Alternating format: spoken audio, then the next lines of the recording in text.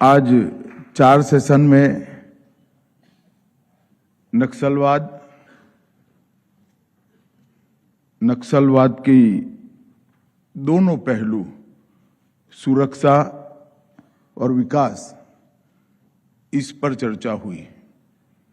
जैसे संचालिका महोदया ने बताया, ऐसे इसके पहले के सेशन में जो भुक्तभोगी हैं, जिन्होंने नक्सलवाद की विभीषिका को अपने जीवन में भोगा है, सहन किया है, ऐसे लोगों से भी यहां परिचय कराया गया। आज यहां पर इस चर्चा का आयोजन मैं श्यामा प्रसाद मुखर्जी रिसर्च फाउंडेशन को बहुत बहुत साधुवाद देना चाहता हूं कि इन्होंने बहुत उचित समय पर इस चर्चा का आयोजन किया है। मैंने ही एक स्टेटमेंट दिया है कि 31 मार्च 2026 तक ये देश नक्सलवाद से मुक्त हो जाएगा। बहुत सारे लोग ऐसा मानते हैं कि नक्सलवाद की हथियारी गतिविधियां समाप्त होने के साथ ही नक्सलवाद की समस्या समाप्त हो जाएगी, मगर ऐसा है नहीं। इस देश में नक्सलवादी समस्या क्यों पनपी, क्यों बढ़ी, क्यों विकसित हुई, इसका वैचारिक पोषण किसने किया। और जब तक भारत का समाज ये थियोरी का, ये नक्सलवाद के विचार का वैचारिक पोषण, लीगल समर्थन और वित्तीय पोषण करने वाले समाज में बैठे हुए लोगों को समझ नहीं लेता है और उन लोगों को हम वापिस नहीं लाते हैं, तब तक नक्सलवाद के खिलाफ लड़ाई समाप्त नहीं हो जाएगी। हम हथियारी नक्सलियों को सरेंडर कर या हमारे जवान उनसे मुकाबला कर उनको अरेस्ट कर आमना सामना होगा तो न्यूट्रलाइज कर समाप्त कर सकते हैं, मगर ये विचार के लिए हमें आगे बहुत कुछ करने की जरूरत पड़ेगी। और उस दृष्टि से मैं यहां पर जो चर्चाएं हुई हैं उसको समय उचित भी मानता हूं और बहुत जरूरी भी मानता हूं। नक्सलवाद पर चर्चा करने से पहले मैं 60 के दशक से अब तक हथियारी वामपंथी हिंसा में जितने भी लोगों ने जान गंवाई है और जिन्होंने अपनों को गंवाया है, जिन्होंने शारीरिक इजाएं झेली हैं, वो सभी को विनम्रता पूर्वक उनके प्रति श्रद्धांजलि देना चाहता हूं, मेरा समर्थन व्यक्त करना चाहता हूं।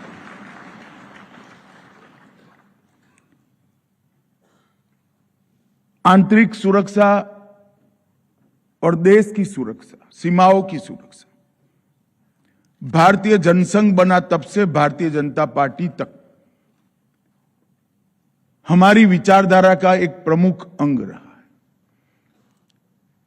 एक प्रकार से भारतीय जनसंघ से लेकर भारतीय जनता पार्टी की यात्रा जो हमने तय की, उसके मूल उद्देश्यों में 3 ही चीज बहुत प्रमुख थी।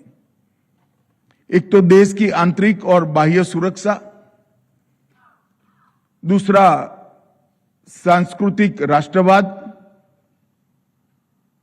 और तीसरा भारतीय संस्कृति के सभी अंगों का पुनरुत्थान करना, ये 3 चीजों को लेकर हमने हमारी राजकीय यात्रा शुरू की थी। उसमें से एक बहुत महत्वपूर्ण विषय देश की आंतरिक और बाह्य सुरक्षा है। मगर मैं देश की आंतरिक सुरक्षा पर जरूर बात करना चाहता हूं। 2014 में पहली बार हमारे प्रधानमंत्री नरेंद्र मोदी जी के नेतृत्व में भारतीय जनता पार्टी की एनडीए की पूर्ण बहुमत की सरकार बनी और आज लगातार तीसरी बार मोदी जी के ही नेतृत्व में एनडीए की पूर्ण बहुमत की सरकार बनी।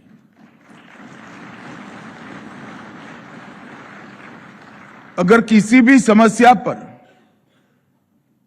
पार्टियों के परफॉर्मेंस, सरकारों के परफॉर्मेंस, पार्टी की नीतियों के परफॉर्मेंस को स्टडी करना है तो तुलनात्मक अभ्यास के अलावा हमारे पास और कोई ऑप्शन नहीं है।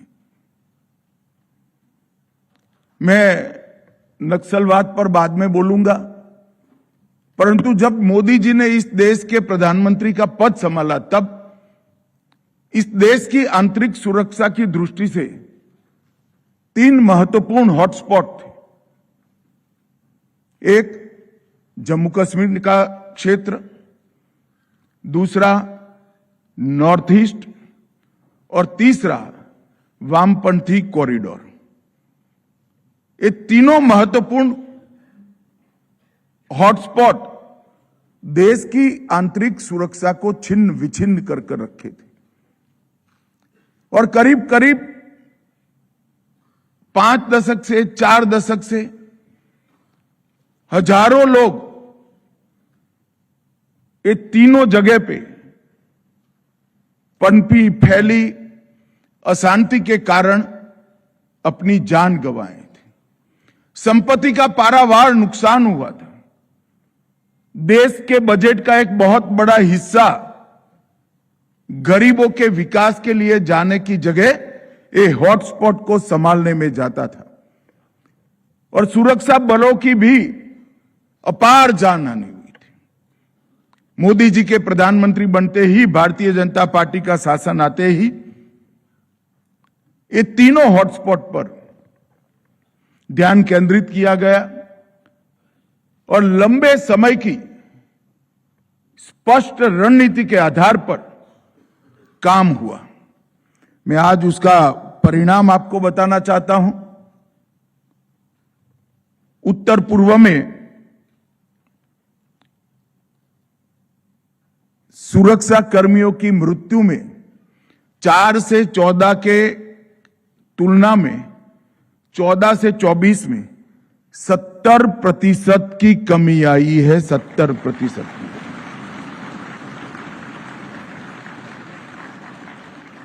और 4 से 14 की तुलना में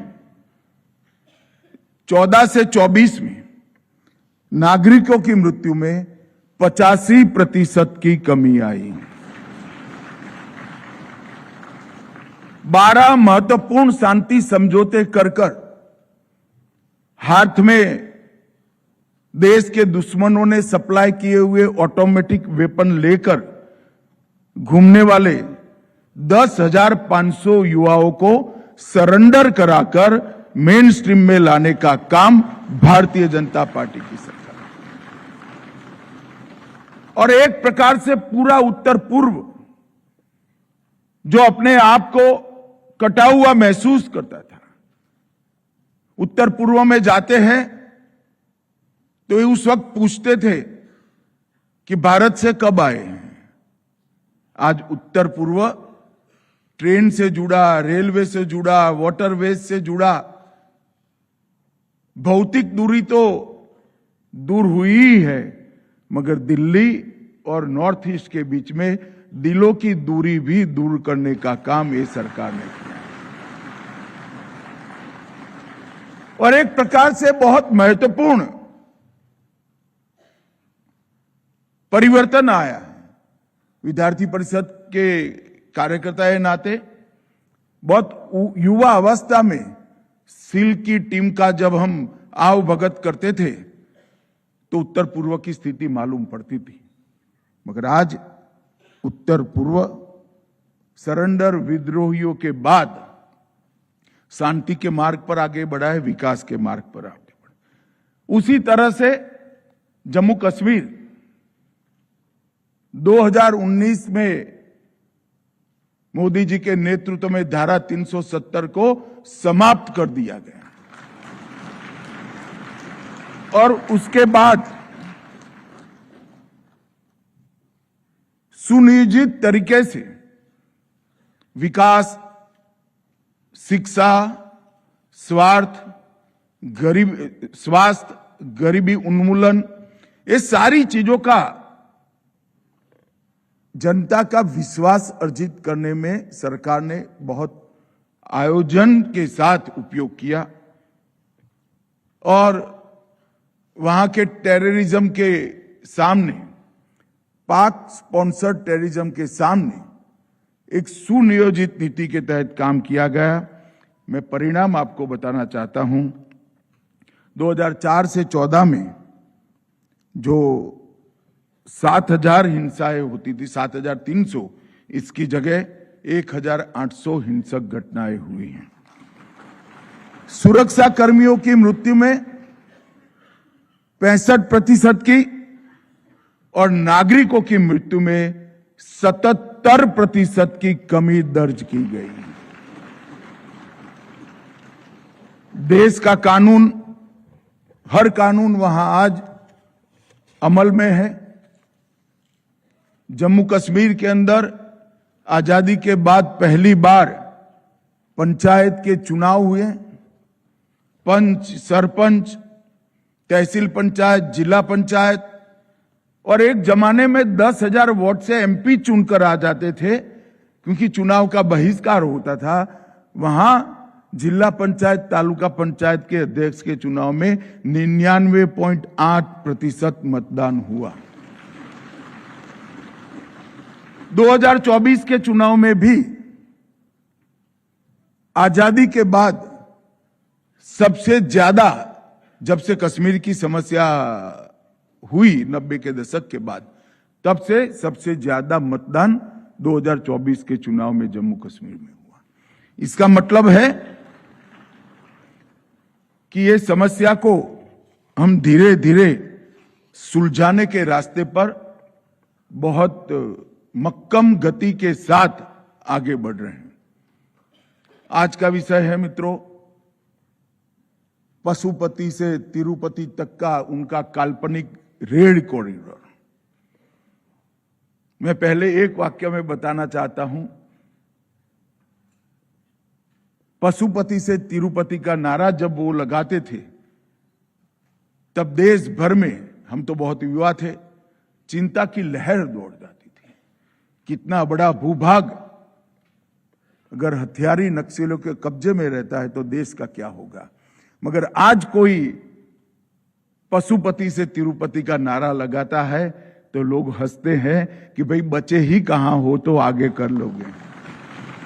ये बहुत बड़ा परिवर्तन ये 10 साल में आए हैं। मैं नक्सलवाद के लिए बहुत स्पीड से बात करना चाहूंगा। करीब करीब 70 के दशक की शुरुआत में इस विचार का और हथियारी विद्रोह की शुरुआत हुई। 71 में स्वतंत्र भारत के इतिहास में सबसे ज्यादा 3620 घटनाएं हुई। 80 के दशक में पीपल्स वॉर ग्रुप ने महाराष्ट्र, मध्य प्रदेश, आंध्र, तेलंगाना, छत्तीसगढ़, यूपी, एमपी, झारखंड, बिहार और केरल तक इसका विस्तार किया। 80 के दशक के बाद वामपंथी गुटों ने एक दूसरे में विलय की शुरुआत की और 2004 में प्रमुख सीपीआई माओवादी गुट का गठन हुआ और नक्सली हिंसा ने बहुत गंभीर स्वरूप ले लिया। ये पशुपति से तिरुपति का कॉरिडोर रेड कॉरिडोर के नाम से जाना जाता था। सरकारी रिकॉर्ड में उसको रेड कॉरिडोर के रूप में जाना गया है। जैसा मैंने पहले कहा, झारखंड, बिहार, उत्तर प्रदेश, छत्तीसगढ़, उड़ीसा, महाराष्ट्र, तेलंगाना, मध्य प्रदेश और केरल, इस सब जगह फैला हुआ था। देश के भूभाग का 70% हिस्सा ये रेड कॉरिडोर में समाहित होता था। लगभग 12 करोड़ की आबादी नक्सलवाद की हिंसा की परछाई में अपना जीवन जी रही थी। एक प्रकार से उस वक्त की आबादी का 10% हिस्सा नक्सलवाद के दंश झेलकर अपना जीवन बिता रहा था। और उसकी कंपैरिजन में दो जो और हॉटस्पॉट थे, कश्मीर 1% भूभाग आतंकवाद की चपेट में था और उत्तर पूर्व देश का 3.3% भूभाग उत्तर पूर्व की अशांति से ग्रस्त था। 1%, 3.3% और 17%। ये कितना विराट, कितनी बड़ी समस्या जम्मू कश्मीर और उत्तर पूर्व के कंपैरिजन में थी, ये बताने के लिए मैं एक बात करता हूं। शायद कुछ बुद्धिजीवी लोगों को मेरी बात पॉलिटिकल लगेगी, मगर मैं तथ्यों के आधार पर कहना चाहता हूं, जब तक वामपंथी दल बंगाल में सत्ता पर नहीं आए, तब तक नक्सलवाद वहां पनपता रहा। जैसे ही उनको सत्ता में आने की सुगबुगाहट हुई, नक्सलवाद वहां समाप्त हो गया। ये बहुत सूचक संयोग है जो हमें नक्सलवाद का कारण बताता है। मैं बाद में और भी इसकी मीमांसा करूंगा। जब 2014 में मोदी जी प्रधानमंत्री बने, भारतीय जनता पार्टी की सरकार बनी, मोदी सरकार ने संवाद, सुरक्षा और समन्वय तीनों पहलू पर काम करने की शुरुआत की। और आज नतीजा ये है कि मैं विश्वास के साथ इतने बड़े फोरम में कह सकता हूं, 31/3/26 को इस देश में से हथियारी नक्सलवाद समाप्त।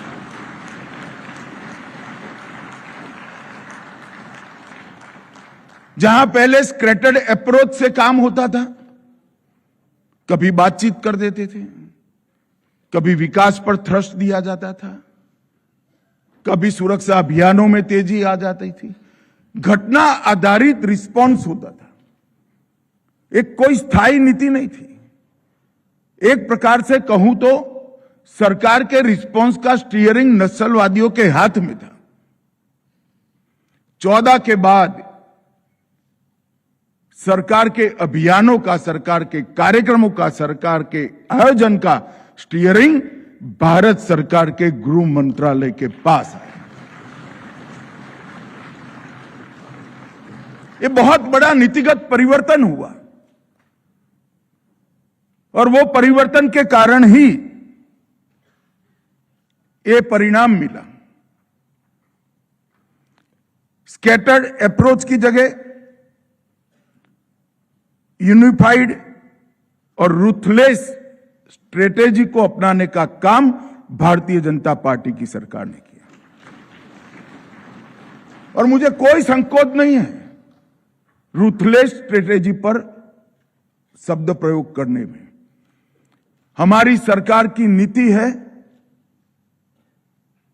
जो हथियार छोड़कर सरेंडर होकर आना चाहते हैं उनके लिए रेड कारपेट है। आइए भाई, आपका स्वागत है, आप मार्ग भूले हुए हमारे ही लोग हो। और सबसे अच्छा ल्यूकरेटिव सरेंडर पॉलिसी विजय जी बैठे हैं, छत्तीसगढ़ सरकार ने बनाया है, भारत सरकार ने बनाया है। सबका स्वागत है, हथियार छोड़ दीजिए, आए। आज भी मैं कहता हूं, हम किसी को मारना नहीं चाहते, मगर आप हथियार में लेकर निर्दोष आदिवासियों को मारना चाहते हैं तो मेरी सरकार का धर्म है इनको बचाना और आपका सामना। कोई कंफ्यूजन बगैर की नीति पहली बार भारत सरकार ने ली। राज्य पुलिस और केंद्रीय सुरक्षा बलों को हमने खुली छूट दी। इंटेलिजेंस, इंफॉर्मेशन शेयरिंग और ऑपरेशन में कोऑर्डिनेशन के लिए भारत सरकार और राज्यों के बीच में एक व्यवहारू सेतु बनाया गया। राज्यों और राज्यों के बीच में, पड़ोसी राज्यों के बीच में भी व्यवहारू सेतु बनाया गया। आर्म्स और एम्यूनेशन के सप्लाई पर नकेल कसी गई। 19 के बाद मैं कह सकता हूं कि लगभग उनके आर्म्स एम्यूनेशन के सप्लाई में हमने 90% के ज्यादा कटौती करने में सफलता ली। उनके वित्त पोषण करने वाले लोगों पर एनआईए और ईडी का उपयोग कर हमने नकेल कसी। उनका जो अर्बन नक्सल का सपोर्ट था, लीगल सहायता का सपोर्ट था और मीडिया नैरेटिव घड़ने का जो वो काम करते थे, मैंने तो ऐसा कभी मेरे जीवन में मैं सोच भी नहीं सकता हूं। मैं 12 साल का था तब से सार्वजनिक जीवन में हूं। मारने वाले अपने आप को बेचारा कहते हैं। जो लोग मारते हैं वो अपने आप को बेचारा कहते हैं और यहां पेपर और पेन लेकर बड़े बड़े आर्टिकल लिखे जाते हैं। इस नैरेटिव के सामने हम लड़े हैं, अदालतों में भी लड़े हैं और मीडिया की लड़ाई भी लड़े हैं। हमने सेंट्रल कमेटी के जो मेंबर्स थे उन पर लक्षित कर कार्रवाई की तो 18 से ज्यादा सेंट्रल कमेटी के मेंबर 19 अगस्त से लेकर आज तक न्यूट्रलाइज किए गए। सुरक्षा वैक्यूम को हमने भरने का काम किया क्योंकि वहां रोड रास्ते नहीं थे और targeted operation octopus, double bull, इस प्रकार के ऑपरेशन किए गए और डीआरजी, एसटीएफ, सीआरपीएफ और कोबरा चारों की संयुक्त ट्रेनिंग की भी हमने शुरुआत की और चारों दल साथ में मिलकर अभियान करते हैं और उसका चेन ऑफ कमांड भी अब स्पष्ट है, कहीं कोई कंफ्यूजन नहीं है। राज्य पुलिस और स्टेट पुलिस और सेंट्रल पुलिस दोनों साथ में बैठकर अभियान कर रहे हैं। एकीकृत प्रशिक्षण से हमारी सफलता में बहुत बड़ा अंतर आ गया। इसके साथ साथ फॉरेंसिक इन्वेस्टिगेशन किए गए, लोकेशन ट्रैकिंग सिस्टम उपलब्ध कराया गया, मोबाइल फोन की गतिविधियों को भी राज्य पुलिस को उपलब्ध कराएगा, साइंटिफिक कॉल लॉग्स एनालिसिस के सॉफ्टवेयर बने और सोशल मीडिया एनालिसिस से भी उनके छुपे हुए सपोर्टर को ढूंढने का काम दोनों जगह पे, राज्य में और सेंटर में हुआ। और इसके द्वारा अभियान में न केवल तेजी आई, सारे अभियान सफल हुए, परिणाम लक्षी हुए। मैं आंकड़ों में बाद में जाता हूं, मगर 2019 के बाद हमने राज्यों के क्षमता निर्माण पर भी बहुत थ्रस्ट दिया। एसआरई और एसआईएस योजना के तहत लगभग 3331 करोड़ रुपया जारी किया गया, जो लगभग 155% की वृद्धि दर्शाता है। और उसके माध्यम से फोर्टिफाइड पुलिस स्टेशन बहुत बढ़ाए गए। लगभग 1741 करोड़ रुपया इसके पीछे खर्च हुआ और इंफ्रास्ट्रक्चर के लिए खर्च हुआ। पिछले 6 साल में, सिर्फ 6 साल में 336 नए सेंट्रल पैरामिलिट्री फोर्सेस के कैंप बनाकर सुरक्षा के वैक्यूम को भरने का काम कर दिया गया और ये सबसे बड़ी बात थी जिसके कारण सफलता मिली। उनके गतिविधि के क्षेत्र में हर जगह आज भारत सरकार और राज्य सरकार की पुलिस कैंप में बैठकर सुरक्षित हमारे नागरिकों का रक्षा की व्यवस्था कर रही है और बलों के अस्पतालों के लिए भी बहुत बड़ा खर्चा किया गया और इसका परिणाम क्या हुआ? 4 से 14 में, आगे का तो आंकड़ा बहुत बड़ा है, मैं इसके इतिहास में जाना नहीं चाहता, मगर जैसा मैंने कहा कि पार्टी की विचारधारा, पार्टियां और पार्टी की सरकारों का अभ्यास करना है परफॉर्मेंस का, तो तुलनात्मक ही हो सकता है। तो 10 साल सरदार मनमोहन सिंह जी की सरकार के और 10 साल नरेंद्र मोदी जी की सरकार के, इसका एक तुलनात्मक अभ्यास मैं आपके सामने रखना चाहता हूं। सुरक्षा बलों की मृत्यु 4 से 14 में, इसमें 73% की कमी आई है मित्रों, 73%।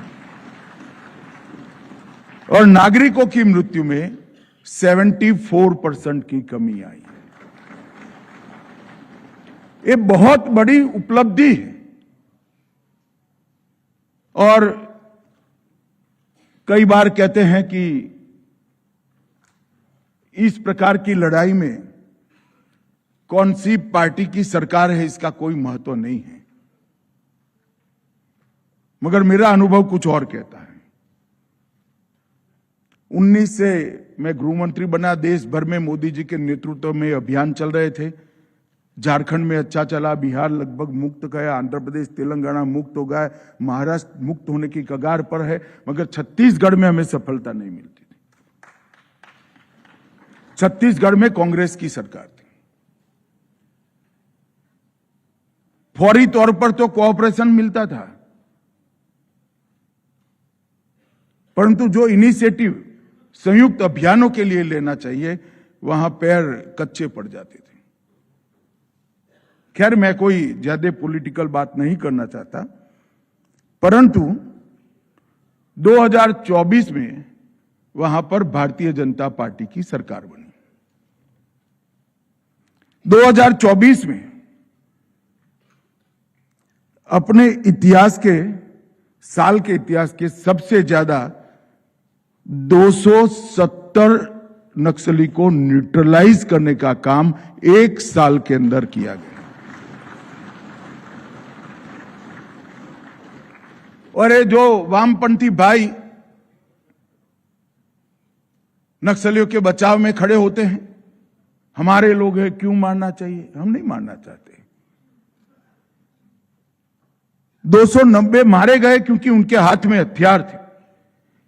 290 के सामने 1090 गिरफ्तार किए हैं। जहां गिरफ्तारी संभव थी वहां हमने गिरफ्तार भी किए हैं और वो आज कानून की कोर्ट में।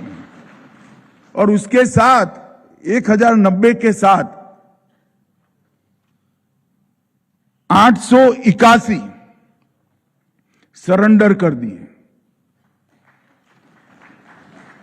ये बताता है कि सरकार का अप्रोच क्या है। सरकार का अप्रोच यह है कि हम पूरा प्रयास करते हैं नक्सली को अरेस्ट करने का, सरेंडर कराने का, मौका भी देते हैं, एक अच्छी सरेंडर पॉलिसी भी लेकर आए हैं, मगर जब आप हाथ में हथियार लेकर भारत के निर्दोष नागरिकों को मारने के लिए निकलते हो, तब सुरक्षा बलों के पास और कोई चारा नहीं होता, गोली का जवाब गोली से ही देना होता है। और 2025 दूसरा वर्ष छत्तीसगढ़ की सरकार बनने का, इसमें अब तक 2024 में पूरे वर्ष में 290 नक्सली न्यूट्रलाइज हुए थे और 2025 में आज की तिथि तक 270 नक्सलियों को न्यूट्रलाइज करने का काम किया गया है। 680 ने गिरफ्तार किए गए हैं और आत्मसमर्पण का आंकड़ा देखिए, 1225 लोगों ने आत्मसमर्पण किया है। तो दोनों वर्ष में जहां हमने अभियान तेज किया, वहां आत्मसमर्पण और अरेस्ट की संख्या न्यूट्रलाइज से कई गुना ज्यादा है। और ये आत्मसमर्पण जो ज्यादा बढ़ रहे हैं, वो ही बताता है कि नक्सलियों का समय अब कम बचा है।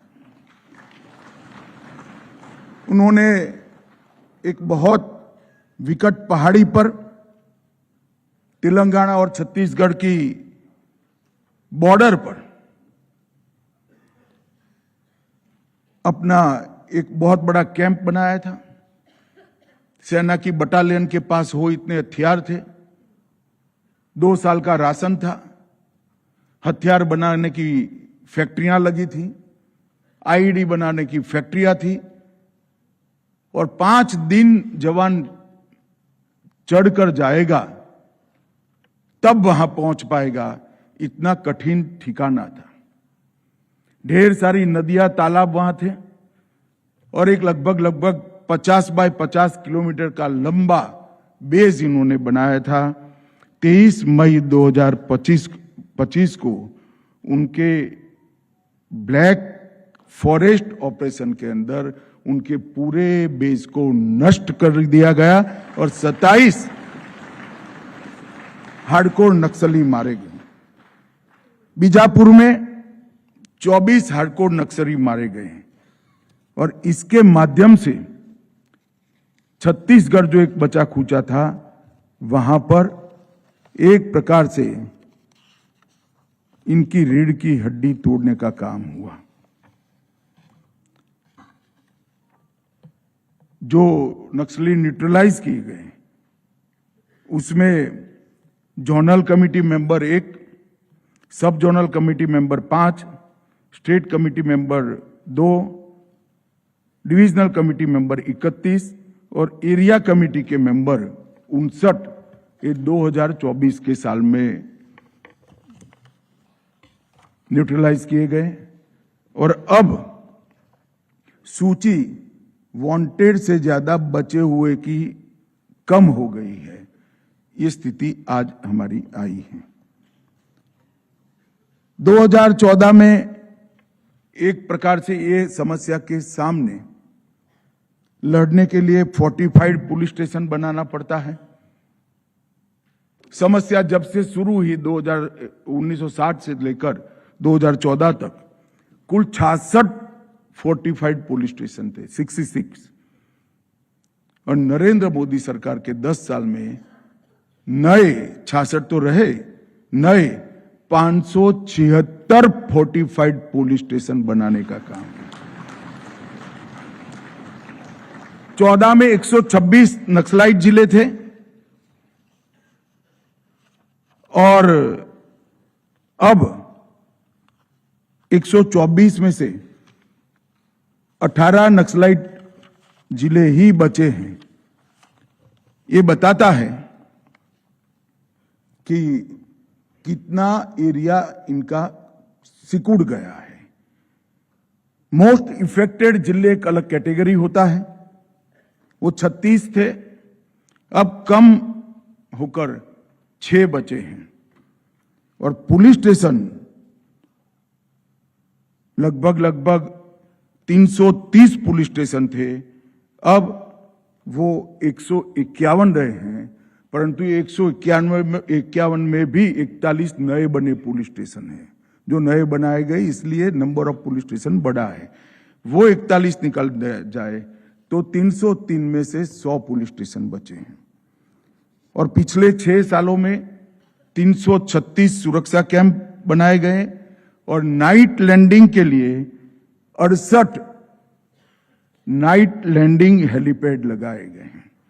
भारत सरकार के मंत्रियों के लिए भी मुझे भी रात को कहीं नाइट लैंडिंग करना है तो हेलीकॉप्टर की सुविधा नहीं है, मगर हमारे सीआरपीएफ के जवान के लिए हमने 76 नाइट लैंडिंग हेलीकॉप्टर बनाए।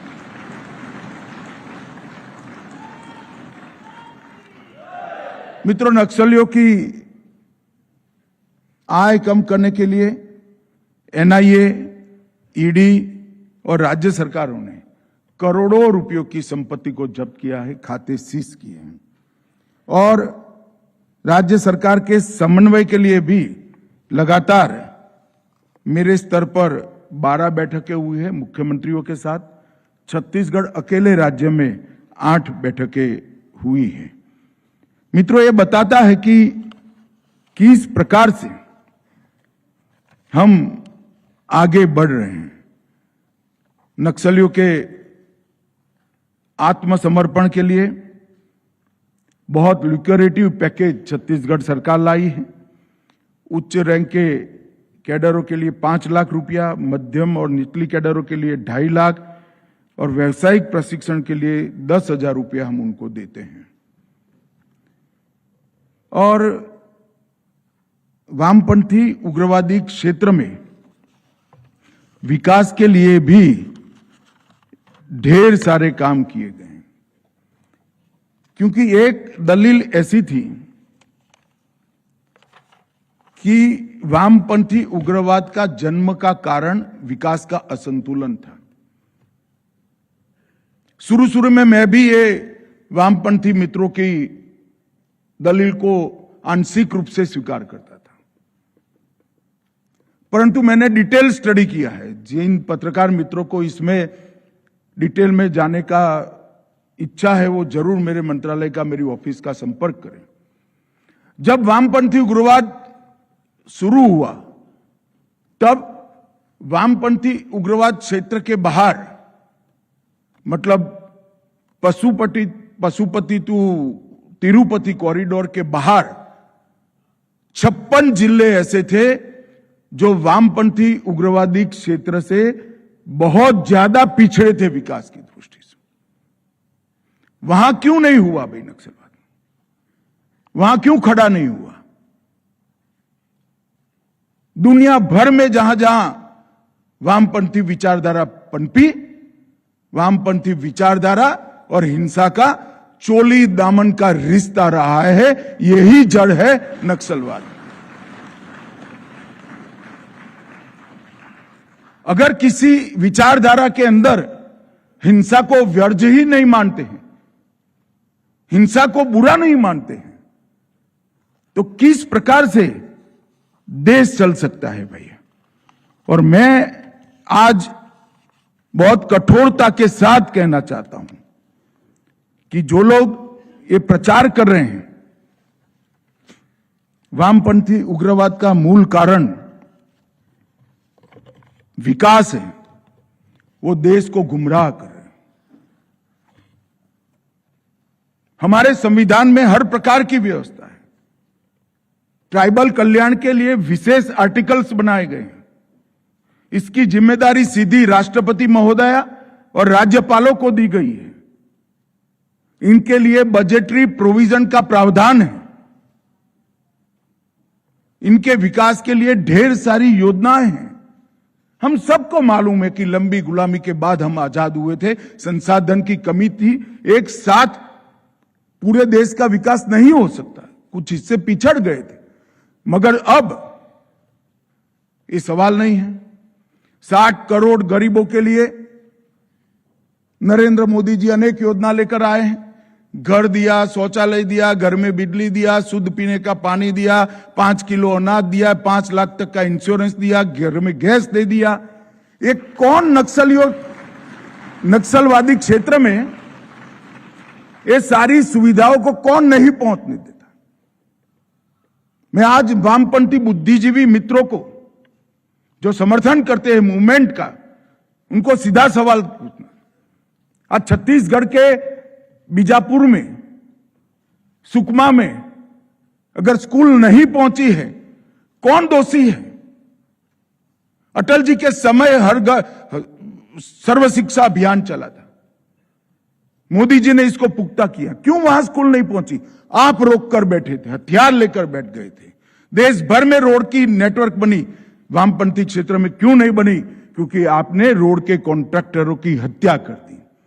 देश भर में 5 किलो चावल मिलता है, वामपंथी क्षेत्र में वो चावल क्यों नहीं बना? उनका मिला, उनका रेशन कार्ड क्यों नहीं बना? क्योंकि आप रोक कर बैठे थे। आप आदिवासियों का विकास नहीं चाहते हो भाई, आपके मन में इनकी चिंता नहीं है। आपके मन में चिंता है दुनिया भर में रिजेक्ट होती आपकी आइडियोलॉजी को वहां पर जिंदा रखने की चिंता है। और इसलिए ये जो अपप्रचार हो रहा है, ये अपप्रचार को हमें समझना होगा। मैं आज जो लोग आर्टिकल लीक करे मूवमेंट का, हथियारी मूवमेंट का समर्थन कर रहे हैं, उनको पूछना चाहता हूं, किसी भी हथियारी मूवमेंट का समर्थन संविधान के 4 कॉर्नर में जीते सभ्य समाज के लिए कैसे कर सकते हैं? देश में आप वैक्यूम खड़ा करना चाहते हैं, स्टेट का वैक्यूम, गवर्नेंस का वैक्यूम, संविधान का वैक्यूम और सिक्योरिटी का वैक्यूम। एक भ्रांति फैला रखी है कि हथियार हाथ में इसलिए लिए हैं कि वहां विकास नहीं होता।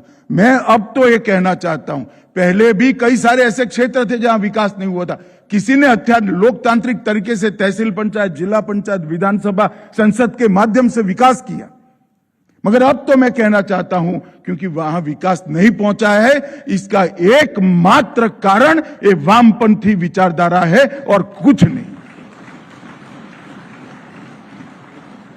और विश्व के भी कई उदाहरण हैं, कोलंबिया, पेरू, कंबोडिया, जहां हिंसा के सहारे आइडियोलॉजी को फैलाया गया।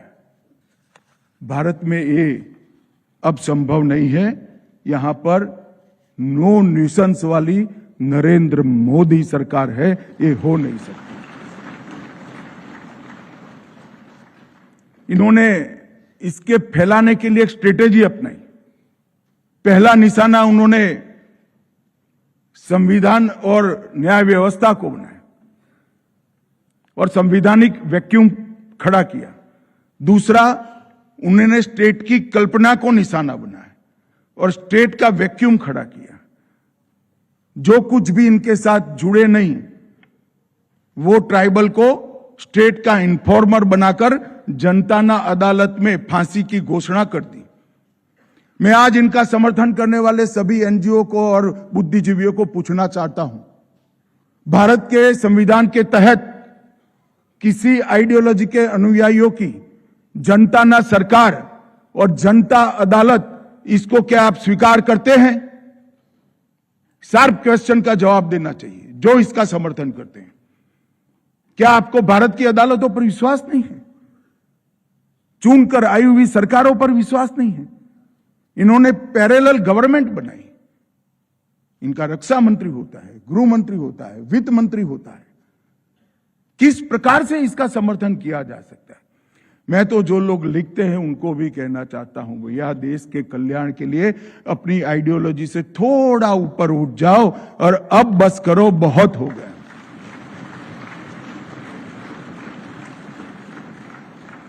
इस प्रकार से शिक्षा, स्वास्थ्य, सुरक्षा, बुनियादी सेवाएं, इनकी भूख, इसको आपने ये प्रॉब्लमों को रिजॉल्व ही नहीं दिए और ढेर सारे बड़े बड़े कांड, लगभग जहानाबाद में 1000 नक्सलियों ने 13 नवंबर 2006 को 7 घंटे जहानाबाद को अपने कब्जे में रखा था। कौन जस्टिफाइड कर सकता है? किसके सामने लड़ रहे हो? देश स्वतंत्र हो चुका।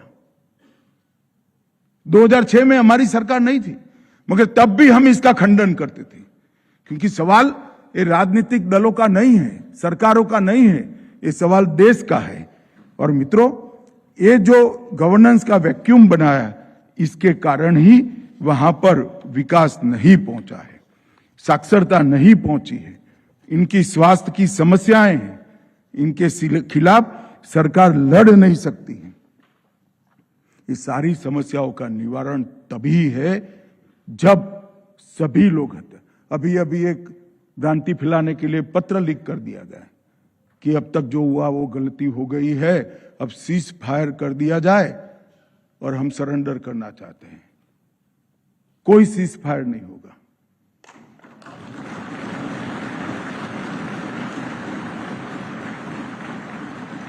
और मेरे वाक्य को मैं एक्सटेंड करना चाहता हूं, सरेंडर करना है तो सीज फायर करने की जरूरत ही नहीं है, हथियार डाल दो, पुलिस एक भी गोली नहीं चलाएगी, आपको रीएस्टैब्लिश करेगी। और जैसे ही पत्र आए सब लोग कूद पड़े। हमने ऑपरेशन ब्लैक फॉरेस्ट करा है। ये सारी वामपंथी पार्टियां अब तक ये वामपंथी हिंसा से कन्नी काटती थी सार्वजनिक रूप से, मगर जैसे ही ऑपरेशन ब्लैक फॉरेस्ट हुआ उनकी सारी छद्म सिंपैथी एक्सपोज हो गई। उन्होंने पत्र लिखा, प्रेस नोट दिया कि ऑपरेशन ब्लैक फॉरेस्ट तुरंत बंद कर दिया जाए। वामपंथी राजनीतिक रजिस्टर्ड दलों ने प्रेस नोट दिया, सीपीआई और सीपीआईएम ने दिया है। क्यों भाई, क्यों बचाना है उनको? और कब तक गरीब लोगों पर अभी इसके पहले आपने देखा विजय भाई मेरे घर पर पीड़ितों को लेकर आ रहे थे, पूरी रात सो न पाए ऐसी स्थिति हो गई थी। किसी बच्ची का पैर उड़ गया, किसी किसान का पैर उड़ गया, किसी का मां बाप दोनों मर गया। कौन जिम्मेदार है इसके लिए? वो भी तो ट्राइबल है। और उनके ह्यूमन राइट के लिए क्यों एनजीओ आगे नहीं आते हैं? ये आर्टिकल बड़े बड़े लिखकर हमें एडवाइस देने वाले सारे लोग, वो विक्टिम ट्राइबल के लिए कभी एक आर्टिकल लिखा है क्या? वो मानवीय नहीं है, वो भारत का नागरिक नहीं है, वो ट्राइबल नहीं है। इसकी चिंता क्यों नहीं होती है? आपकी सिंपैथी और संवेदना इतनी सिलेक्टिव क्यों है?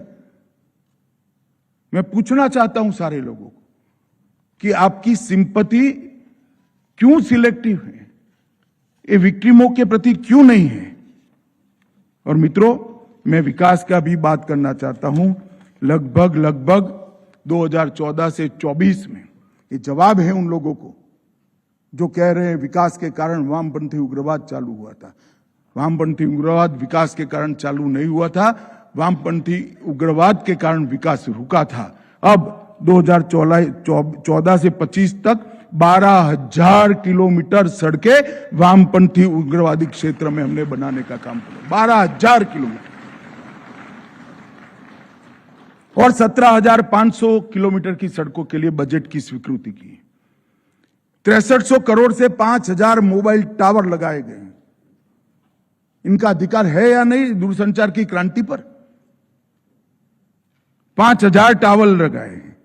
इसके साथ साथ 1,007 बैंक की ब्रांचें खोली गई, 937 एटीएम लगाए गए हैं, 37,850 37,850 बैंकिंग कॉरेस्पॉन्डेंस बनाए गए हैं जो मोदी जी की योजनाओं का लाभ उन तक पहुंचाते हैं, और 5899 डाकघर खोले गए हैं, 850 स्कूल्स खोली गई है और 186 अच्छे स्वास्थ्य केंद्र खोले गए हैं।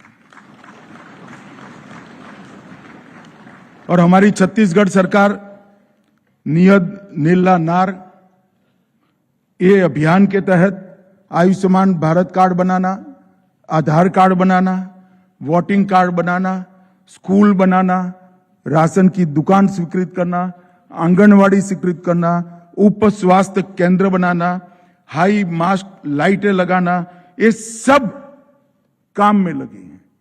और मैं आपको बताता हूं, प्रधानमंत्री आवास योजना पूरी फाइनल हो गई थी, फिर हमारा छत्तीसगढ़ में फाइनल अभियान चालू हुआ। ढेर सारे लोग सरेंडर हुए, नए गांव मुक्त हो गए नक्सलवाद से। वहां से मैं विजिट के लिए गया था, जाते जाते विजय भाई ने मुझे एयरपोर्ट पर एक कागज पकड़ा दिया कि अगर 15,000 प्रधानमंत्री आवास अप्रूव हो जाते हैं तो हम सारे नक्सल क्षेत्र में आदिवासियों को पक्का घर दे सकते हैं। मुझे बड़ा मैं उनको तुरंत प्रॉमिस कर नहीं आया था। मुझे लगता था कि बजट हो गया, सब आवंटन हो गया। जैसे ही प्रधानमंत्री जी को बात किया, एक क्षण के अंदर 15,000 आवास इन्होंने अप्रूव कर दिए।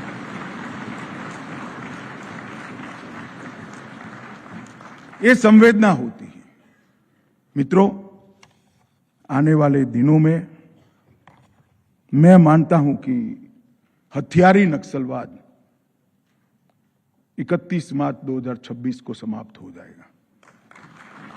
मगर इस सभागार में और देश भर में जो लोग भारत को प्यार करते हैं, भारत के संविधान को प्यार करते हैं, हमारी न्यायिक विश्वास व्यवस्था पर भरोसा करते हैं, हमारी एडमिनिस्ट्रेटिव सिस्टम को स्वीकारते हैं, वो सभी लोगों को मेरा अपील है कि यहां से खत्म नहीं होगा। विकास के कारण हुआ नहीं था, सिर्फ विकास से खत्म नहीं होगा। सभी को आइडेंटिफाई कर हमने एक्सपोज करना चाहिए। कुछ कठोर सवाल उनको भी पूछने चाहिए। लोकतंत्र में अभिव्यक्ति होनी ही चाहिए, इसकी आजादी भी होनी चाहिए। मगर मैं आपकी अभिव्यक्ति की आजादी को अपील करने आया हूं। आपके पास भी अपील है, आजादी की, अभिव्यक्ति की आजादी है। आप भी उनको जरा सवाल पूछिए कि ये जो मारे गए वो आदिवासियों के लिए आपके मन में क्या पड़ा है। इतना पूछते ही वो लोगों का सच्चा परिचय हमारे सामने आ जाएगा। मित्रों, मुझे विश्वास है कि ये लड़ाई हम जीतेंगे और देश का 12% भूभाग और आज की आबादी के हिसाब से 17 करोड़ की आबादी ये वर्षों पुरानी समस्या से मुक्त होने जा रही है। हम सब के लिए आनंद का विषय है। हम सब मिलकर, सभी एनजीओ का भी मैं आह्वान करना चाहता हूं कि ये आदिवासी क्षेत्रों में जो कुछ भी हमसे बन पड़ता है वो सब करें। उनके विकास के लिए बहुत लंबे 4 दशक का दंश इन्होंने झेला है। सरकार, समाज, स्वयंसेवी संस्थाएं, सारे लोग इस क्षेत्र को अपने कंसंट्रेशन का क्षेत्र बनाए, पूर्ण विकसित बनाए और उनको भी भारत के हर नागरिक की तरह विश्व में सम्मान के साथ जीने का अधिकार दे। यही मेरी आप सभी से अभ्यर्थना है। वंदे मातरम।